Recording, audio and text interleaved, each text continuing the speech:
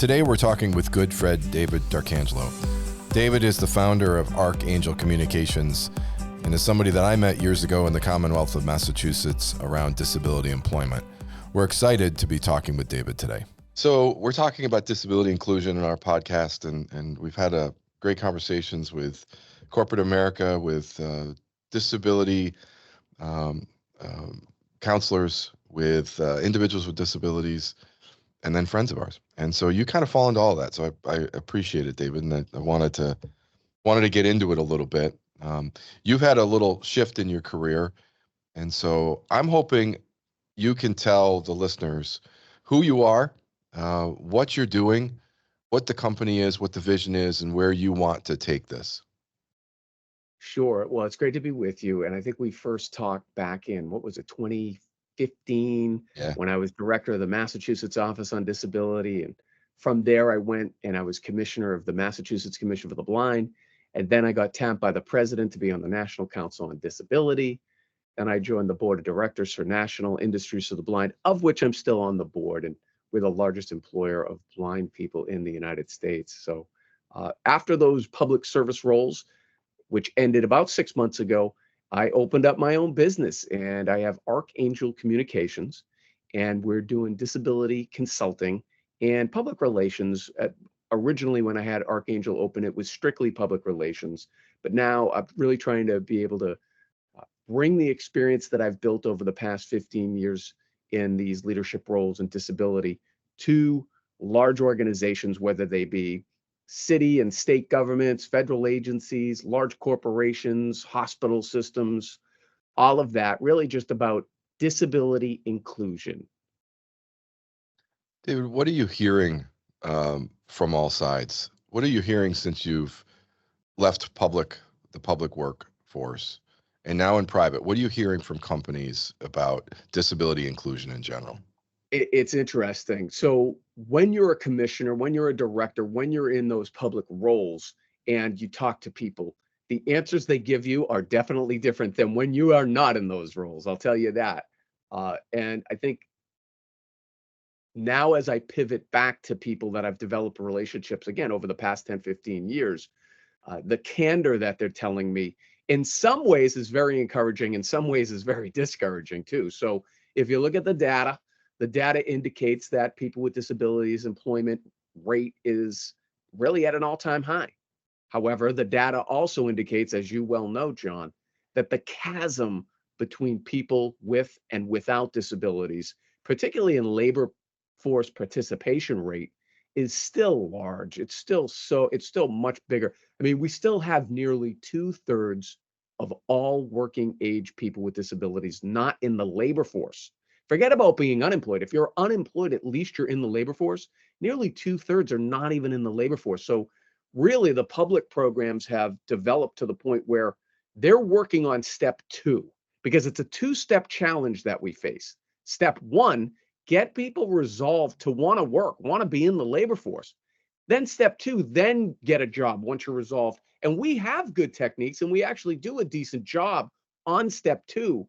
We're not doing a great job on step one. Matter of fact, I don't think we're really paying much attention to step one at all. And so that's where I've kind of refocused my efforts. And the program I've put in place, which is called Disability Employment Solutions, and you can find it at disabilityemploymentsolutions.com. That's the program that Archangel Communications is putting forward to these large organizations and saying, look, I have the secret sauce. We know how to do it. We know difficult use case scenarios that we've been able to get positive results for people and success stories for people of all different kinds of ability, because disability is a spectrum, right?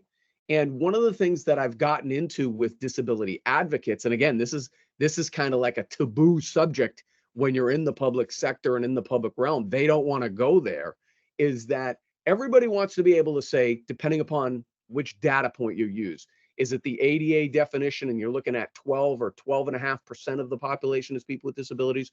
Or is it the larger measure, the BRFIS or the SIP or the WHO that maybe has disability even higher, 20-something% of the population?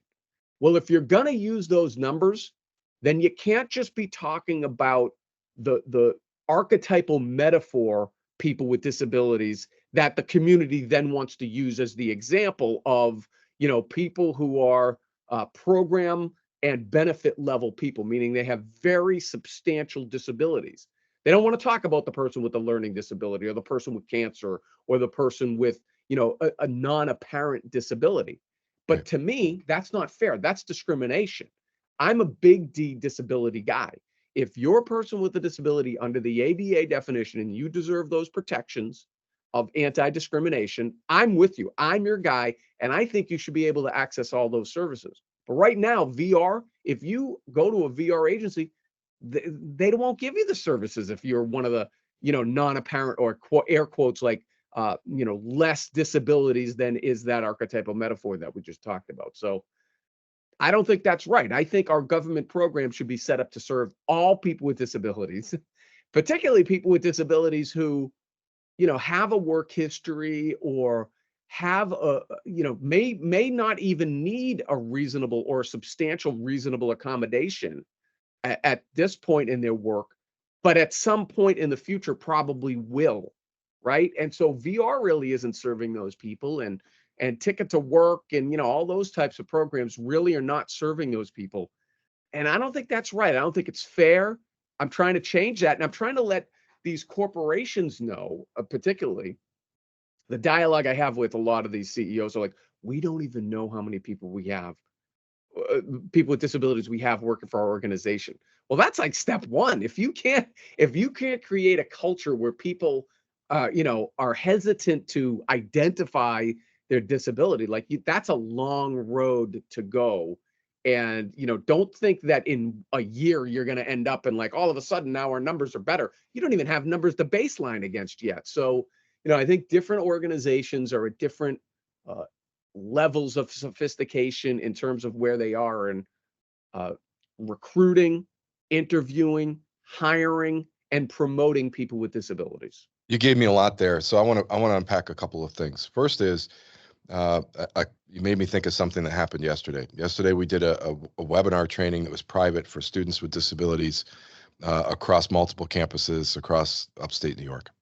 And one young man asked me at the end of the unrecorded meeting, um, what am I looking for when I start applying with companies? What am I looking for from the company that company is inclusive? And my answer back to this person is, I want you to look for a couple of things. Look to see what disability participation they have today. Look to see what media they have, and do they include people with disabilities? Are they accessible digitally and in person?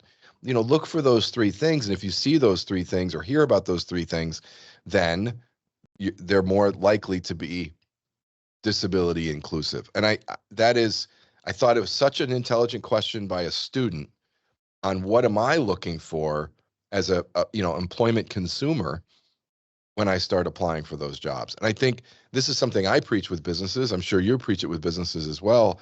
Be aware that people are vetting you as much as you're vetting them. Yeah, it's a great point. And, credit to the organizations that have taken strides in this area. So whether it's National Organization on Disability, Disability In, of which I think we're both members, we're both certified, Dobies, the Valuable 500, and, all these other organizations that are working to improve, uh, I guess really a nomenclature, to use a little bit of a throwback term, or to be able to signify like the Disability In has their DEI index. I think that's a pretty good indication that the organization has money in the game, is putting efforts there, is putting resources into getting people with disabilities into their organization, and then working with them in some way, right? So yeah, I mean, I don't think it's a monolithic approach because in America, right, we've got about half of all businesses are small businesses. If you look at it like from a economic standpoint, right?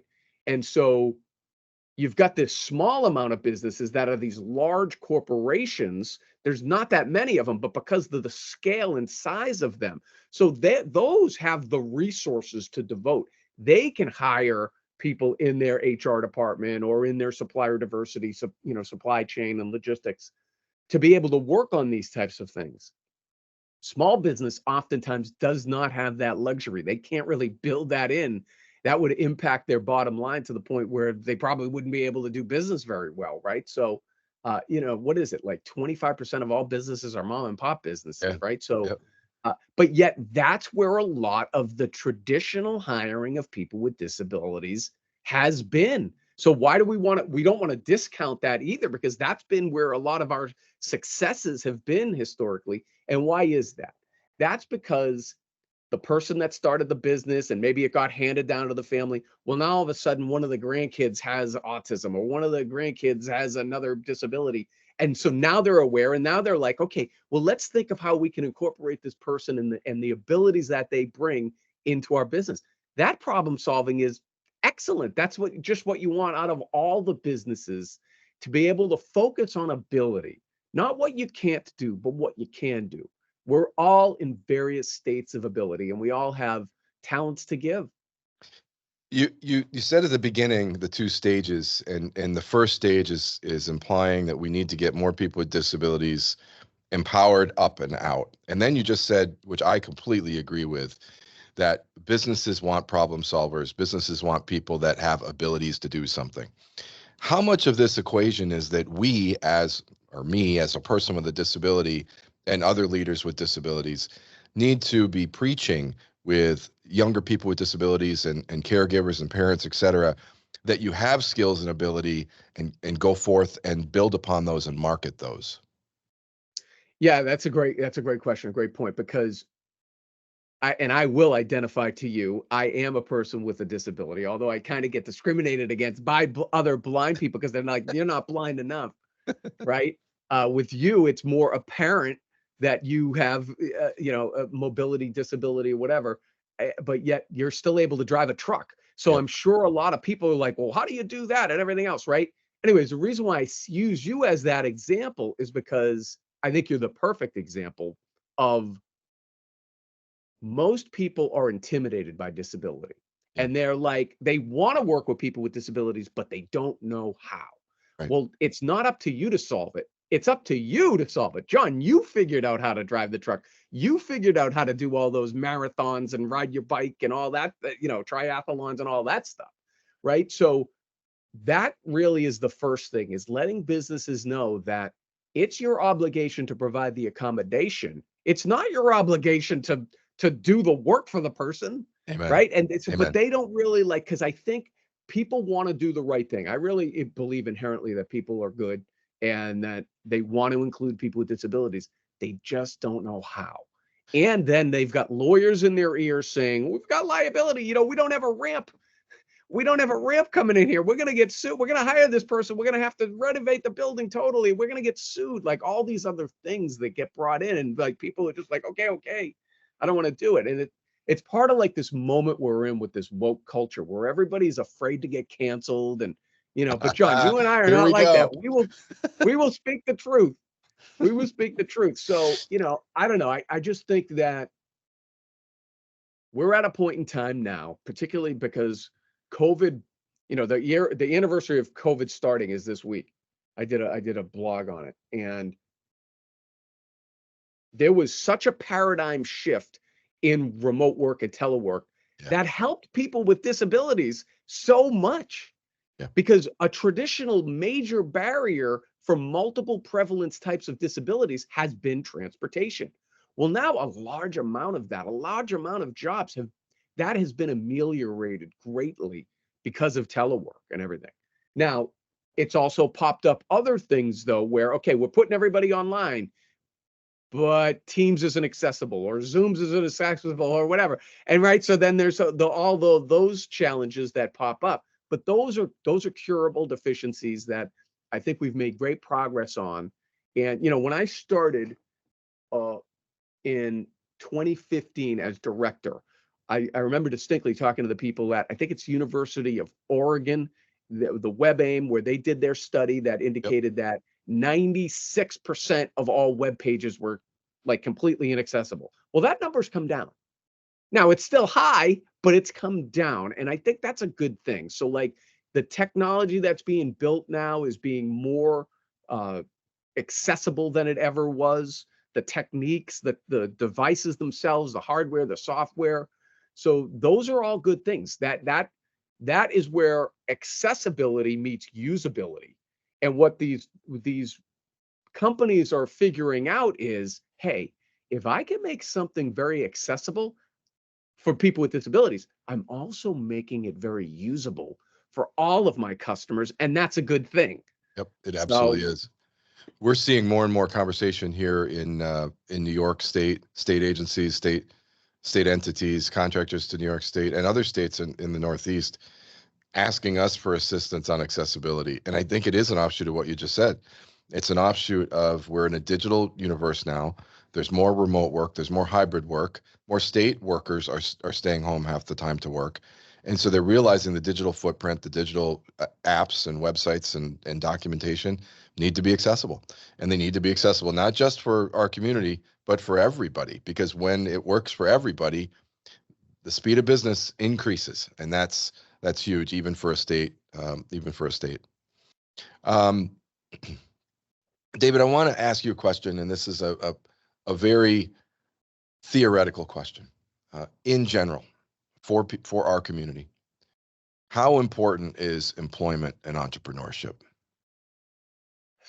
I can't tell you. I think it's probably, and nobody talks about this. If you went around and surveyed the average American, the things we're talking about here probably wouldn't make their top 100 things. If you were going through and said, give me the, it would be what? It would be the things that all make news, immigration, but, politics and things like, aliens and all kinds of other things. People with disabilities. I actually think legitimately that the employment of people with disabilities is a top 5 issue for America. I really believe that, because if you look at the data, don't just believe me, look at the data. Anytime you get a person with a disability employed, particularly people with disabilities that are utilizing significant public benefits, you are literally going like this. You're taking from one and giving to the other. It is a complete swing. So it works from a dollars and cents points of view. One. Two, and not in any order, by the way, because some people who are, emphasize the human condition, the dignity piece, that's number two to me, Sure, is sure.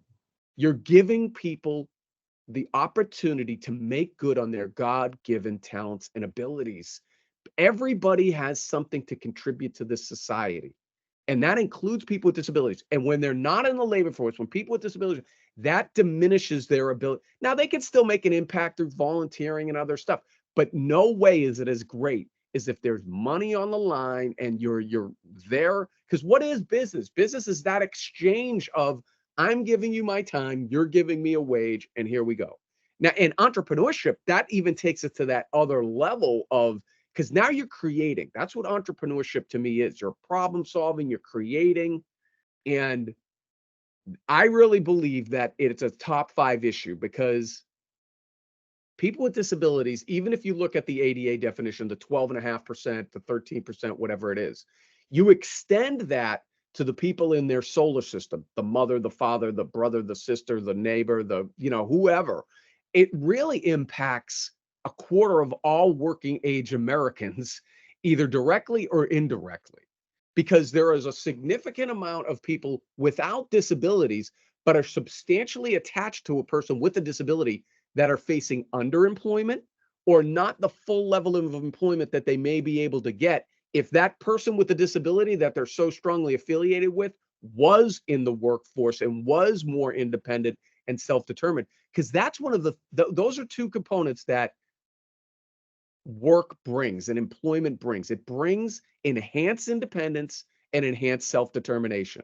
Now, and I would assert also then dignity and, Yeah. all of those other human conditions as well. So it works from that point of view. Third, it works from business point of view, and it works from the American engine, because you know how we're going to help the world? You know how we're going to solve all these major challenges that we have? I don't care if you look in healthcare and education and the climate or whatever, whatever it is you believe, all of those things are going to be solved when America does well. And America will do well when all of our people are fully utilized and working. There are great out of the people with disabilities, that 2/3 of all working, you can't tell me that there is not a great idea in there. There's not an invention. There's not a better widget.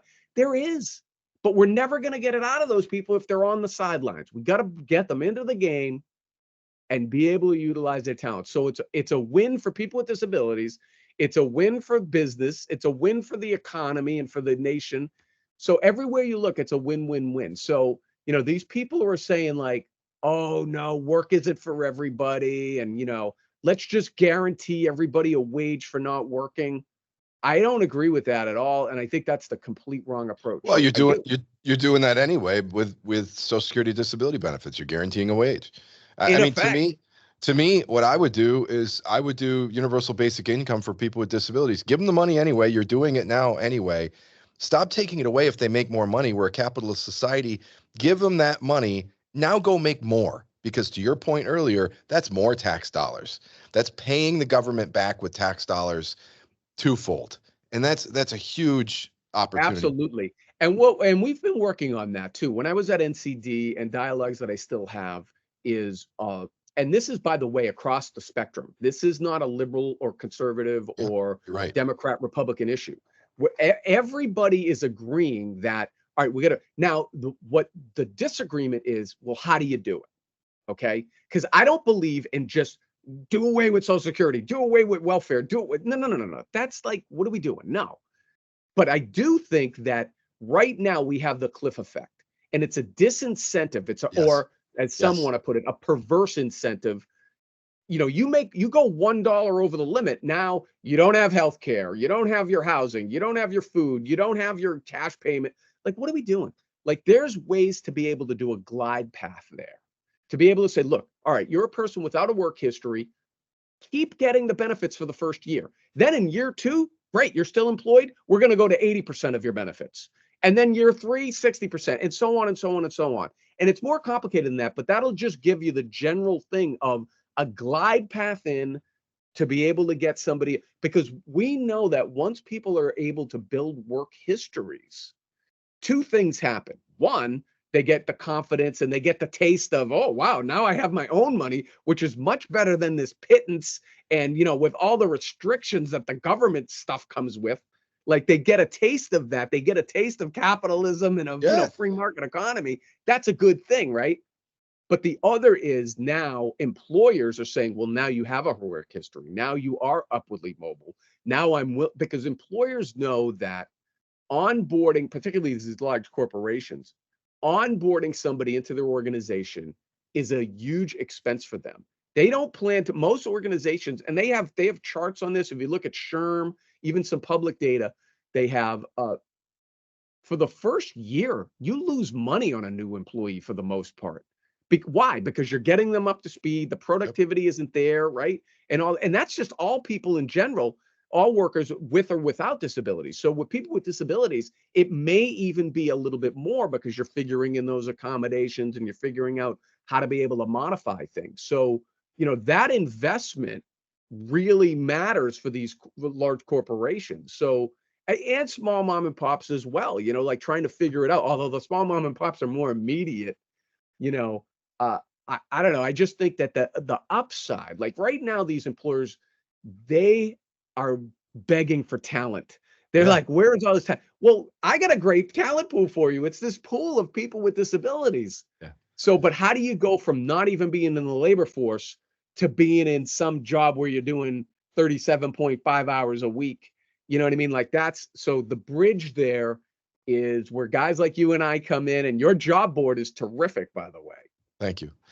I spent COVID doing my master's in disability studies, and my whole thought process was around SSI, SSDI versus universal basic income, taking Andrew Yang's idea, but then morphing it into just people with disability. You and I are born disabled. We get it. It's ours, right? That money is ours. Now build upon it.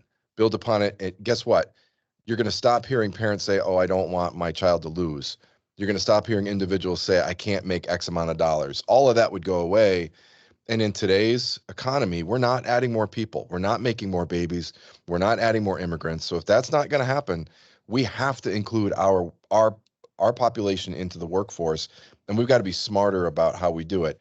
And it's not just political, it's business, which you and I are talking business to business, but it's also empowering individuals to step up with their skills and interests and match those skills and interests to jobs. And that's the 360, in my opinion, the 360 approach that we have to all do. 100%. And I say to my friends who are, I'm in Massachusetts here. I'm a moderate drop of red in blue Massachusetts. And I say to my friends who are the, dyed in the wool liberal Democrat types, look, if you care about the human condition, then you should care about stigma, and you should care about the stigma that being on these public benefit programs brings.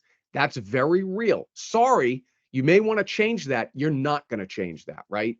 And so why do we have to not pretend that's there? Why is that like it's the elephant in the room that nobody wants to talk about? That to me is actually a motivating factor, or it should be a motivating factor. But if you go to all these websites, if you go to Social Security, if you go to housing, if you go to, they don't want you to think that. They want you to think like, oh, that's part of the American. No, it isn't. No, it isn't. Nobody don't like, let's not fall for that.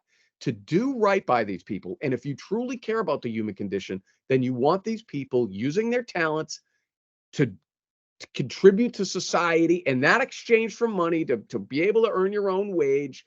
That builds dignity, that builds independence and self-determination. So I think the long-range prospect there is far outweighs any short-term gain, because you and I both know, for people who start, people, natively disabled people from birth, or early acquired disabilities, once you get on those benefits, if you're on those benefits for an extended period of time, it becomes increasingly more difficult to leave that system and to go into the other system, to the private system. So that's part of it. The other part of it too, though, is with people who do have a work history, who then become people with disabilities of all different types of disabilities, all various disabilities, is keeping them employed. We know that if you can not leave the workforce, the chances of you staying in the workforce are so much greater, even if you take a 6-month break or something.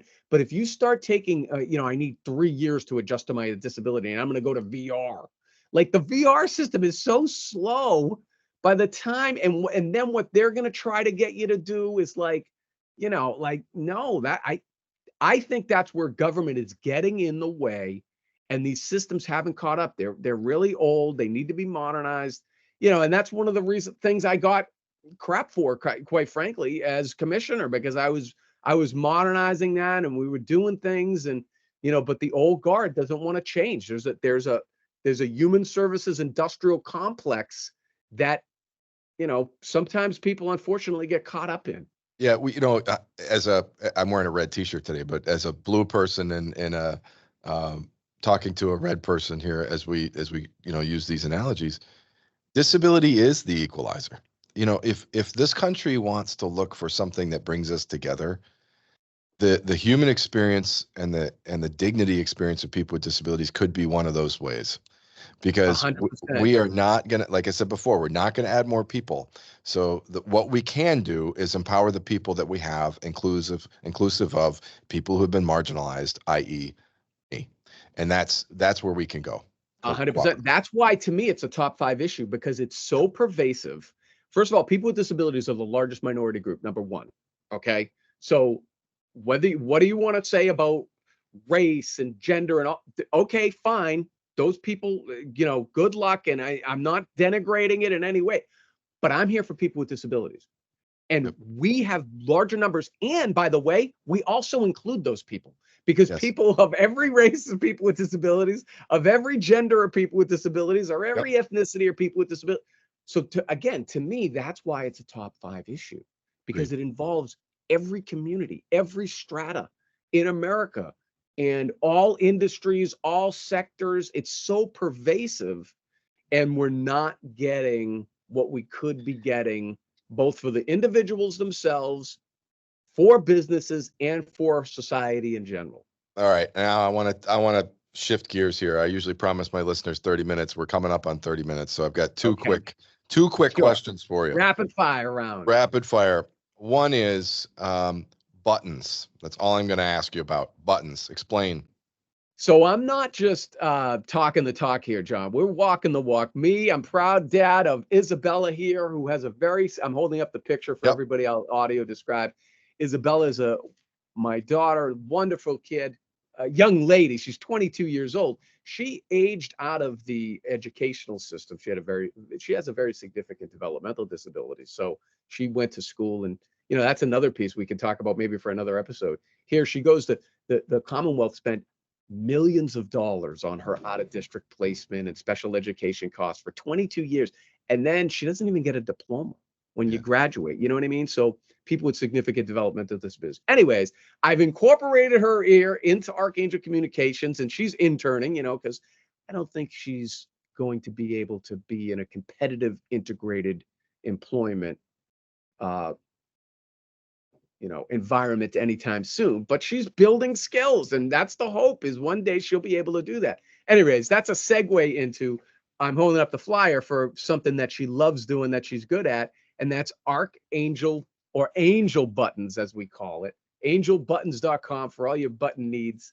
I got to have my head examined, John. It's not enough to open up one business. I got to open up two. And so, but we've got angelbuttons.com, and she's got an eye for buttons, and we'll make your buttons if you need them. All right, good to know. And if you're out there listening, angelbuttons.com, please. Yeah, It's for all really your button needs, all promotional your button button needs.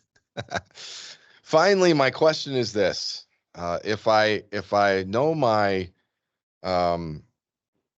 religious history, and I don't know if it's history is the right term, but I'll go with it. David is the leading angel for the army of angels. So there's the three archangels. Actually, I think there's technically eight, but there's three that are recognized mostly. Gabriel, Raphael, Michael. What are the others? But yes, I see where you're going, John. Go ahead. Yeah, so David is the leader. So when I was thinking about your name, Archangel Communications, you really are a leader in this conversation. Was that done purposefully?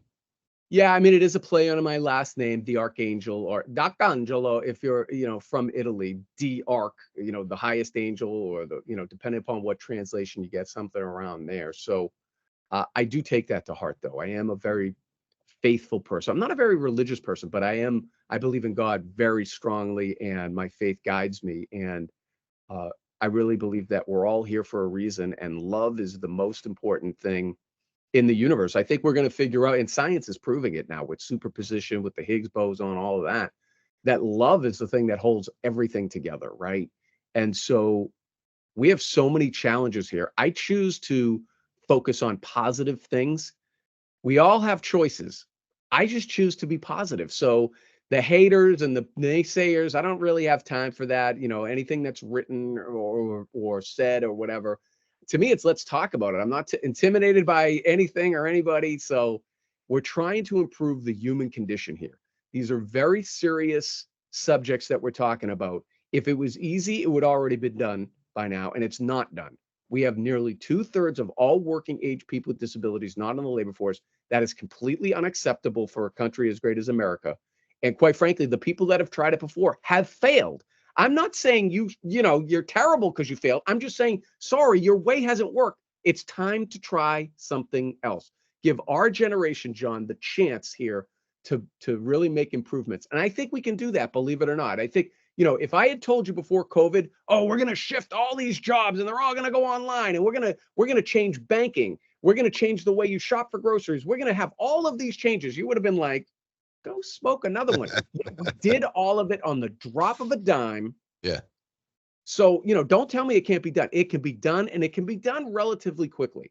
I do have a prospect that I think within 5 to 8 years, we can see very substantial gains and growth here if we get the right policies in place. Because right now, the way we're doing it is just it's old, it's antiquated, it only works for a select few, and we can do better than that. Yeah, we can. And it's going to take an army of angels to do it. So, David, Yep. thank you very much for your time on the podcast. All right, John, We'll thank connect you. again soon.